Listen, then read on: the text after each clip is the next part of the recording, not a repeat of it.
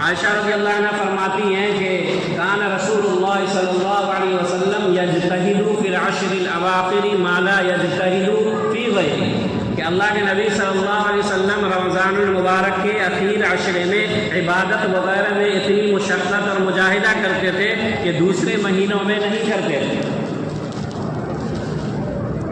حضرت انس رضی اللہ عنہ فرماتے ہیں کہ اذا دخل العشر شد مئزرہ واحیا لیلہ وایقظ اہلہ، کہ جب آخری عشرہ شروع ہوتا تو رسول اللہ صلی اللہ علیہ وسلم کمر کس لیتے، شب بیداری کرتے، یعنی رات میں ذکر اور عبادت اور دعا میں مشغول رہتے، اور اپنے گھر والوں کو یعنی ازواج مطہرات اور متعلقین کو بھی جگاتے تاکہ وہ بھی ان راتوں کی سعادتوں اور برکتوں میں حصہ لیں۔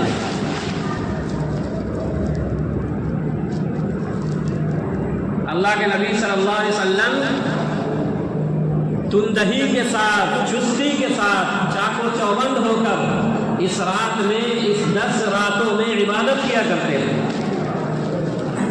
اب جب رات اتنی فضیلت والی ہے، اتنی اہمیت کی یہ رات ہے، تو آخر یہ رات کون سی ہے؟ تو اس رات کی تعین نہیں کی گئی ہے، اس رات کو مبہم رکھا گیا ہے۔ حضرت عبادہ بن صامت رضی اللہ تعالیٰ عنہ فرماتے ہیں کہ رسول اللہ صلی اللہ علیہ وسلم ایک دن اپنے حجرے مبارک سے نکلے تاکہ لوگوں کو شب قدر کے بارے میں بتائے کہ وہ کون سی رات ہے۔ اتنے میں 2 لوگ آپس میں لڑ پڑے۔ اللہ کے نبی صلی اللہ علیہ وسلم نے فرمایا کہ میں تو باہر اس لیے نکلا تھا کہ تمہیں شب قدر کے بارے میں بتاؤں، لیکن فلاں فلاں فلاں لڑ پڑے، اس لیے اس کی تعین میرے دل سے بھلا دی گئی، اٹھا دی گئی۔ ہو سکتا ہے کہ اس میں تم لوگوں کے لیے کچھ بہتری ہو، بھلائی ہو۔ ایسا کرو کہ اب تم اس شب قدر کو رمضان کی 27ویں، 29ویں اور 25ویں رات میں تلاش کرو۔ عائشہ رضی اللہ عنہ فرماتی ہیں کہ اللہ کے نبی نے فرمایا تحروا لیلۃ القدر فی الوتر من العشر الاواخر من رمضان، کہ شب قدر کو رمضان کی آخری عشرے کی تاک راتوں میں تلاش کرو۔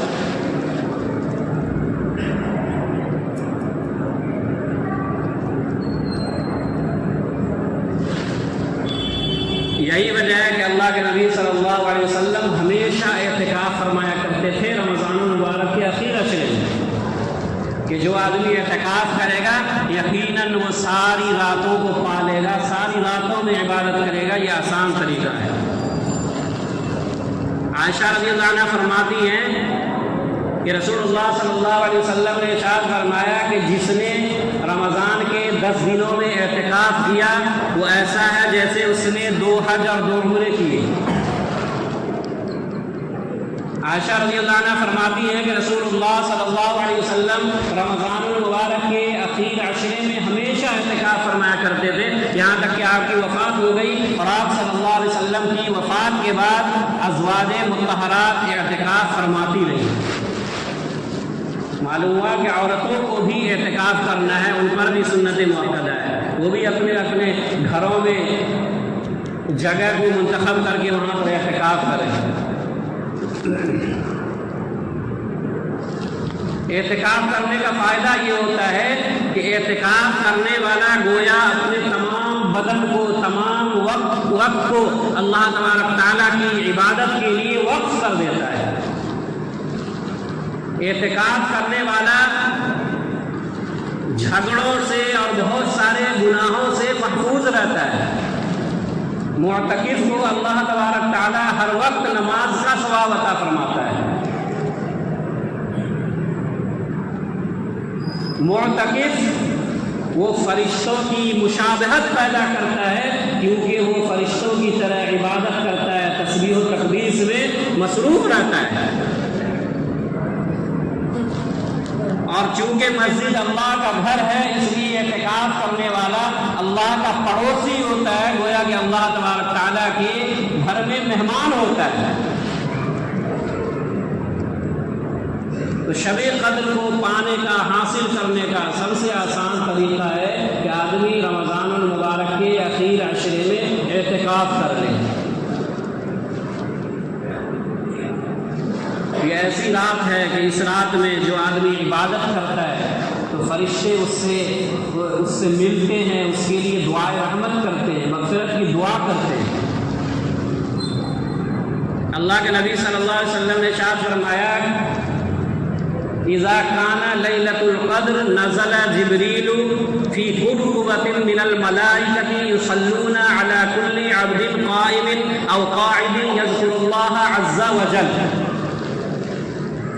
کہ جب شب قدر کی رات آتی ہے تو حضرت جبرائیل علیہ السلام فرشتوں کی جھرمٹ میں نازل ہوتے ہیں اور ہر اس بندے کے لیے دعائے رحمت کرتے ہیں جو کھڑا یا بیٹھا اس رات میں اللہ کی عبادت اور ذکر میں مشغول ہوتا ہے۔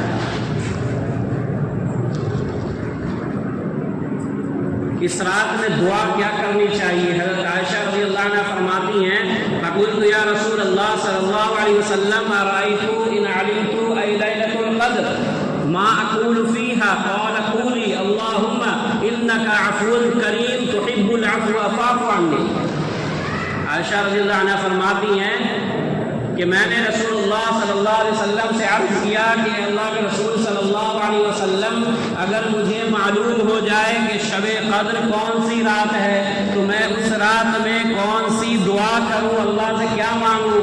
تو اللہ کے نبی صلی اللہ علیہ وسلم نے فرمایا کہ تم یہ دعا کرو اللہم انک عفو کریم تحب العفو فاعف عنی، اے اللہ تو بڑا معاف فرمانے والا ہے، معاف کرنے کو پسند کرتا ہے، لہذا تو مجھے معاف فرما دے۔